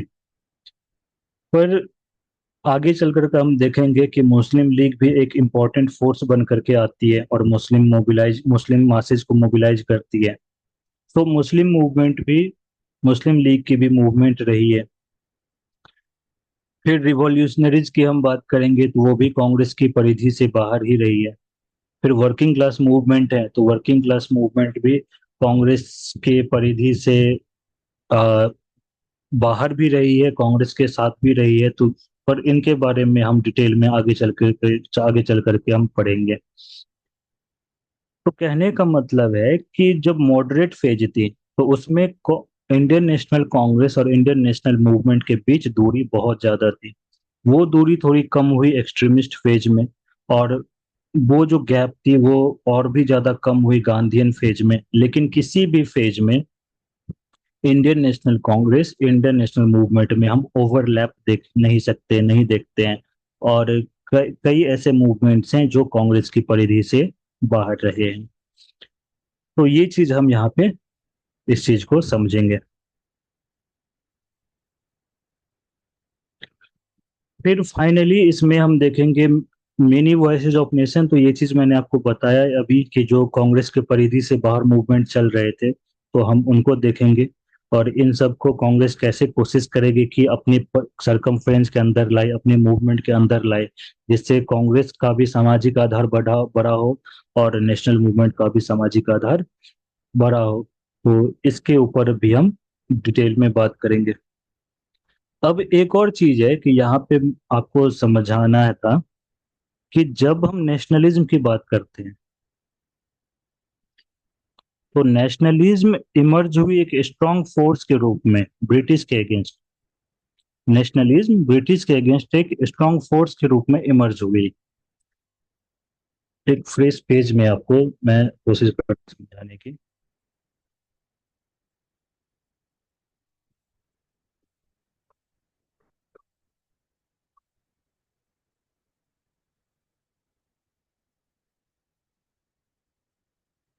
तो जो हम नेशनलिज्म की बात करते हैं, तो नेशनलिज्म तो एक स्ट्रांग फोर्स है। नेशनलिज्म का मतलब क्या है? लोगों की भावना की वो एक है, और जब एक होंगे तो एक होकर के ब्रिटिश शासन का विरोध करेंगे। तो नेशनलिज्म को काउंटर करने के लिए ब्रिटिश चुप तो रहेंगे नहीं, तो ब्रिटिश ने क्या पॉलिसी निकाली? ब्रिटिश ने पॉलिसी निकाली डिवाइड एंड रूल की। तो ब्रिटिश ने कम्युनलाइजेशन को, कम्युनलिज्म को प्रमोट करना शुरू कर दिया। ब्रिटिश ने कम्युनलिज्म को प्रमोट करना शुरू कर दिया। नेशनलिज्म को कमजोर करने के लिए ब्रिटिश ने कम्युनलिज्म को प्रमोट करना शुरू कर दिया। इस कम्युनलिज्म में दोनों ही सेक्शन है, हिंदू कम्युनलिज्म और मुस्लिम कम्युनलिज्म। हिंदू कम्युनलिज्म और मुस्लिम कम्युनलिज्म दोनों हैं, ब्रिटिश ने इन दोनों को प्रमोट करना शुरू किया। तो कम्युनलिज्म एक इम्पोर्टेंट हथियार बनी ब्रिटिश के लिए, जिससे वो नेशनलिज्म को कमजोर कर सकते थे। अब नेशनल मूवमेंट में ये दो धाराएं हमें देखने को मिलती है। तो जब नेशनलिज्म की धारा है, इसके थ्रू हम आगे चलेंगे तो हम पहुंच जाएंगे इंडिपेंडेंस और फ्रीडम तक। और कम्युनलिज्म की धारा के साथ हम आगे चलेंगे तो हमारे साथ हो जाएगा पार्टीशन। तो इंडिया की पार्टीशन हमें इस धारा से देखने को मिलेगी। और नेशनलिज्म की धारा से हम आगे बढ़ेंगे तो हमें इंडिपेंडेंस मिलेगी। तो नेशनल मूवमेंट के साथ साथ दुर्भाग्य ये है कि कम्युनलिज्म भी साथ साथ चले। और इधर जब नेशनलिज्म चल रही थी तो नेशनलिज्म के रास्ते से हमें इंडिपेंडेंस मिली, पर दुर्भाग्य की बात यह है कि जब साथ ही कम्युनलिज्म चल रही है तो कम्युनलिज्म के रास्ते से हमें आगे चल करके पार्टीशन देखने को मिलेगी। तो इसके साथ हमारी मॉडर्न इंडिया यहाँ पे खत्म हो जाएगी। इसके बाद एक सेक्शन और बचती है, पोस्ट इंडिपेंडेंट इंडिया। तो पोस्ट इंडिपेंडेंट इंडिया के लिए 5-6 लेक्चर्स हैं, क्योंकि उसकी सिलेबस फिक्स नहीं है। प्रीवियस ईयर क्वेश्चंस के बेसिस पर अगर हम देखें तो 1970s तक के क्वेश्चंस हमें देखने को मिले हैं। तो उसके लिए हमें 5-6 क्लास लगेंगे उसके लिए भी। तो हम वहाँ पे वो कवर करेंगे उन क्लासेस में जरूर, पोस्ट इंडिपेंडेंस इंडिया को भी। पर मॉडर्न इंडिया में हम बेसिकली 1947 तक कवर करेंगे। उसके बाद कुछ सेक्शंस आएंगे जैसे evolution of constitutionalism, Nehruvian model of development, और इन्वायरमेंट 1970s तक की जो इन्वायरमेंटल एक्ट वगैरह सब आ जाती है। तो वहां तक हम कवर करने की कोशिश करेंगे।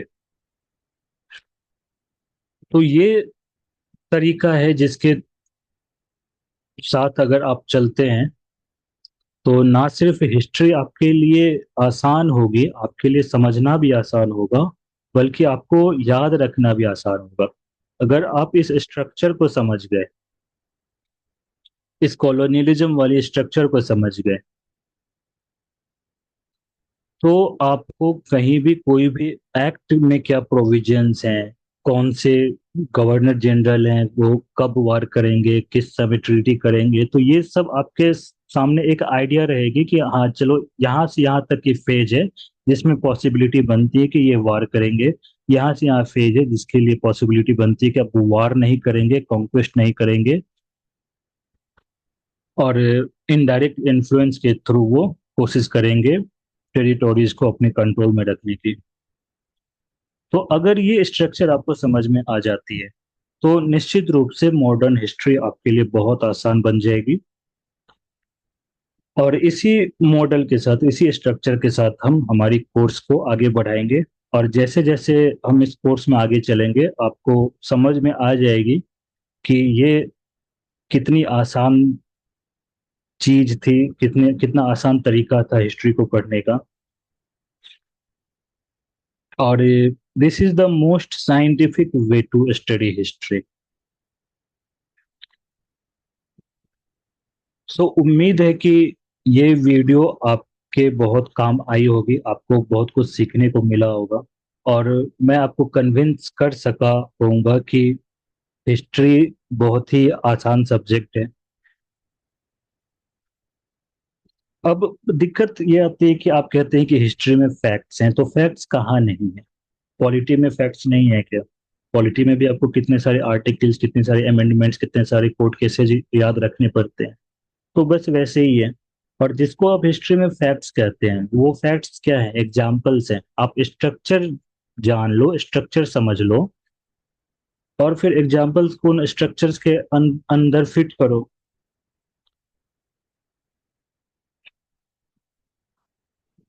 तो इस तरह से अगर आप पढ़ते हैं, इस तरीके से पढ़ते हैं, तो मेरा मानना है कि आप हिस्ट्री को बहुत अच्छे तरीके से समझ पाएंगे, बहुत अच्छे तरीके से पढ़ पाएंगे। और जो सबसे बड़ी चीज है कि सिर्फ पढ़ना जानना नहीं है। जब तक आप लिख नहीं पाएंगे, जब तक आप लिखते नहीं है, तब तक कोई भी पढ़ाई सिविल सर्विसेज के लिए वो किसी काम की नहीं है। और इस तरीके से जो अगर आप पढ़ेंगे तो आप देखना कि जैसे जैसे हम आंसर राइटिंग भी करेंगे आगे, तो आपको ये समझ में आ जाएगी कि इस स्ट्रक्चर को अगर आप याद रखते हैं, इस स्ट्रक्चर को अगर आप समझ के आगे बढ़ते हैं, तो आपको आंसर राइटिंग में भी कितनी आसानी होगी। और सबसे बड़ी बात है कि आपको प्रीलिम्स में फैक्ट्स रिकॉल करने में कितनी आसानी होगी। तो having said that, I think I will have to close this discussion, and I'm sure you must have found this video very interesting, very useful, very beneficial for you. और 1 तारीख से आपकी रेगुलर क्लास शुरू होगी, उससे पहले जो मैंने आपको टास्क दिया हुआ है बिपिन चंद्रा की जो ओल्ड एनसीईआरटी है, उस ओल्ड एनसीईआरटी से आप 1857 की रिवोल्ट तक कवर कर लेंगे। 120 125 पेजेज हैं। और आपसे ये मैं कह रहा हूँ कि आप एक हमारी टेलीग्राम ग्रुप है, तो आप वहाँ पे ज्वाइन कर सकते हैं। UC_2303, ये हमारा टेलीग्राम ग्रुप है। आप इस टेलीग्राम ग्रुप को ज्वाइन कर सकते हैं, यूपीएससी क्रॉनिकल्स के नाम से है। तो आप इस टेलीग्राम ग्रुप को भी ज्वाइन कर सकते हैं। तो इसमें भी हम कुछ प्रैक्टिस क्वेश्चंस करते हैं, कुछ क्विज़ेस रखते हैं, और जो हमारी डिस्कशन है, आपको अगर कोई डाउट है तो वो डाउट भी यहाँ से आप पूछ सकते हैं, क्लियर कर सकते हैं। तो इस टेलीग्राम ग्रुप को ज्वाइन कर लेंगे आप। और जो काम मैंने आपको दिया हुआ है 1 तारीख से पहले तक आपको वो चीज़ पढ़ के रखनी है। तो मिलते हैं हम अपनी रेगुलर क्लास में। उम्मीद है कि आपको ये क्लास बहुत ही इंफॉर्मेटिव लगी, बहुत ही फायदेमंद लगी होगी। और अगर ये क्लास आपको इम्पोर्टेंट लगी तो, और पसंद आई क्लास, तो इस चैनल को सब्सक्राइब करें और ज़्यादा से ज़्यादा लोगों तक शेयर करें, ताकि ये जो हमारी फ्री इनिशिएटिव है वो और भी ज़रूरतमंद लोगों तक पहुंच सके, ताकि जो कोचिंग क्लासेस में फ़ी अफोर्ड नहीं कर सकते हैं वो भी इस चैनल पे हमारे इस कोर्स का ज़्यादा से ज़्यादा लाभ उठा सके। मिलते हैं हमारी नेक्स्ट क्लास में, जब हमारी रेगुलर क्लास शुरू हो जाएगी 1 तारीख से। तब तक के लिए take care and all the best.